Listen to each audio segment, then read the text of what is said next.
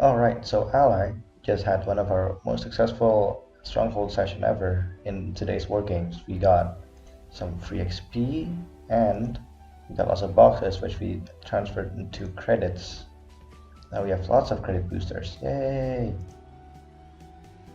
And so here we can see that we actually got lots of stuff and we upgraded a few things like the command center and lots of battle payments. So yay! Lots of money. But today we had five sessions, 3 advances, which all ended up in a victory versus MJB, loss and ICPD, and a loss against CBMB and a win against SRDF in Tier 6 skirmishes. We got 73,000 IR, and we had 2 skirmishes going on at the same time, one with Rusty and one with me calling. And right now I'm going to take a look at 2 of those games, being this one and this one. So I hope you guys enjoy. Let's run through NOS first. Alright, I'm going to be reviewing Skayya's game versus NOS in steps. I'm going in blind, I don't know what happened to this video. You see here the lineup in steps. We got double S-Kongs, 3 medium tanks, 1 scout, and 4 big heavy tanks, with the opponent having, what is that? 4 heavy tanks, 2 S-Kongs, almost the inverse of what we're doing really. We just have more mediums. Right, so the plan is to go E1, F2. Right, let's see what happens. Something that confuses me is that we're playing really defensive. I guess this was a defensive game. I'm not really sure. Let's go to the big screen just to see the entire map. Right, so it seems like our fast heavies are going on this side with a few scouts on this side, preparing for a 1-2 push. That seems pretty good. This is against NOS, who's a new team. I've never heard of them before. We have Rusty in a bad chat, preparing to spot this with the 907 trying to cover, I guess. Nothing spotted there. That means that the enemy team must not be going this way then. They're not going this way. They must be committing on this side. Maybe they're defending. That's why we're not seeing them. You see the I-7 there. Surely there's no shots. Alright. How come the 277 didn't get to the lit? Maybe it was too fast for the bicep to spot and going down. See one bicep over there. On here. We can see Skayya playing in the mid role here. It's going for snipes, I guess. Seeing if there's somebody going middle, along with the other 140 who's playing over there. I'm strong. We start to see the 5 ace push. We can't really see that, but we can check it on the minimap, I guess. Do you see some movement from the 907s? Rusty is picking the map. I guess they're going down in the mid line, trying to pressure this. Right, I see what they're doing. They're leaving the budget alone here just to spot the push and then backs up. Now we might be able to see the mediums go down in the middle. No, right, they're gonna follow the 5 ace into the sieging position onto their base. They've committed their entire team on this side of the map, which is pretty good. It's a pretty good defensive line with hold down opportunities here, hold down here, hold down here. That's pretty hard to break. But let's see how Rusty decides to break it, I guess. Right, we see some transfer. I think we're gonna see the S-Kongs going through the mid now as the 5 ace start pushing. They haven't lit anyone up though, so they must be really committed down here. They should at least play someone like up here, just a spot surely. But no, it seems like the 5 ace are pushing in with no resistance. Right, we see the bicep there. Good shot onto that. Yenisari keeps pushing. Good shot. We're just waiting to see where the opponents are really. I'm confused. Where did they put their tanks? All the way over there, huh? Right, 907's playing a good position. But I feel like the S-Kong should be there, right? 5 ace there. We see our S-Kongs trying to start a counter push. That's pretty smart. With the medium tanks holding down midline, ready to flex either way. We call the bad chat. Now we have this position, it's super strong, but Yenisari has low health. Maybe we should send out someone to help him out. RD strike. Hit or miss. It hits. That's a really good RD strike. There. We see these guys getting pressure for the 5 ace. Now this opponent lost. They're trying to defend their own base from our push, and if you're trying to defend your own base and attacking into it, then that's not a good idea. This position from Yenisei is really strong, and we can see the entire team just start squeezing in now with the Astros from this side, and now they're all trapped here, and it's just like, how do you want to do it really? How do you want to break this apart?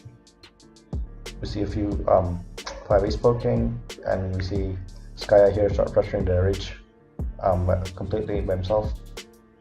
Just closing them down, just keeping them close.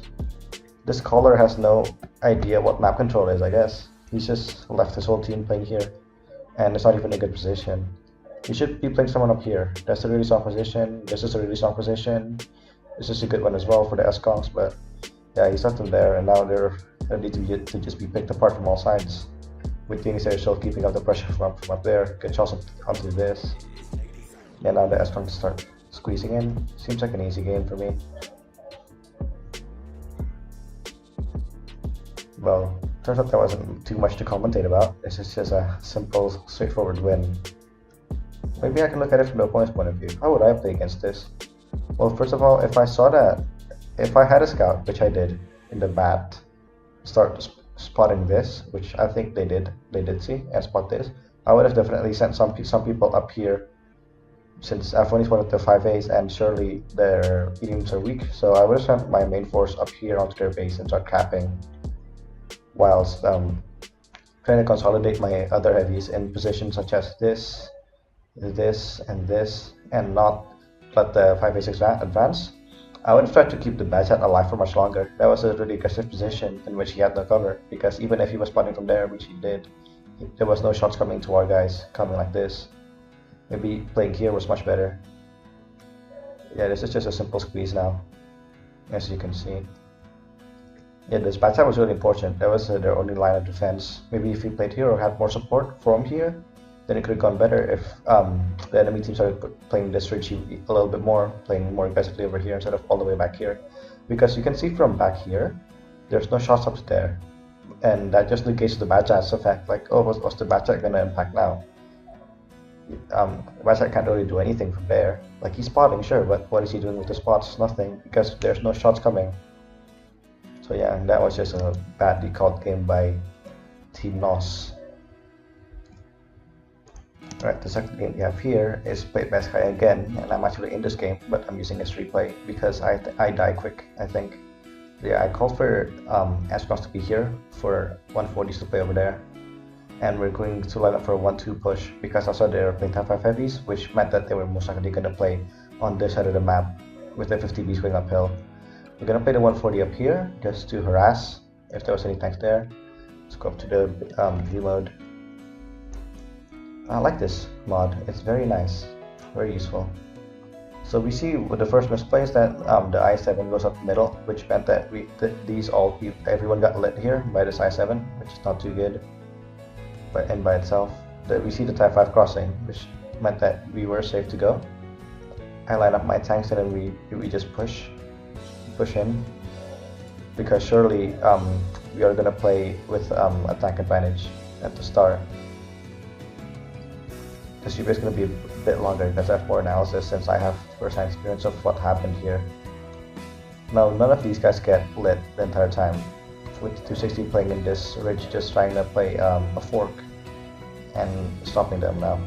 What we didn't know was that they were planning to do basically the exact same thing, and we ended up making contact with them here with lots of their tanks.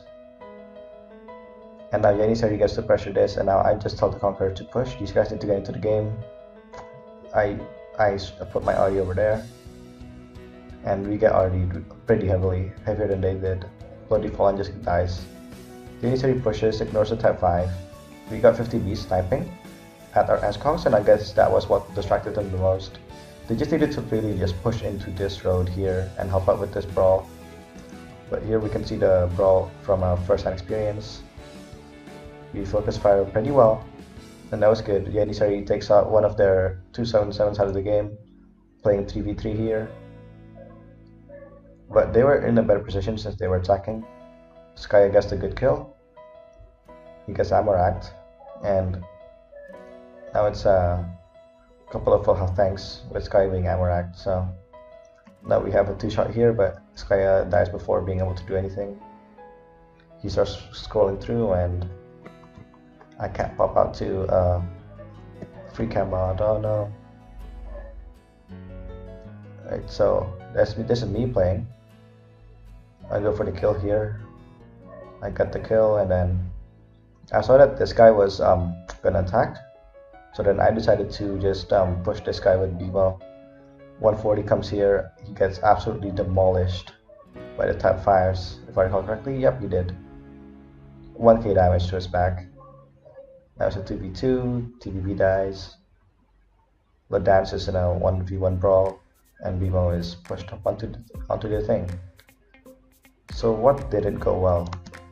I can say that the S-Kongs were distracted here. We took too many tanks here, which needed to be playing over here.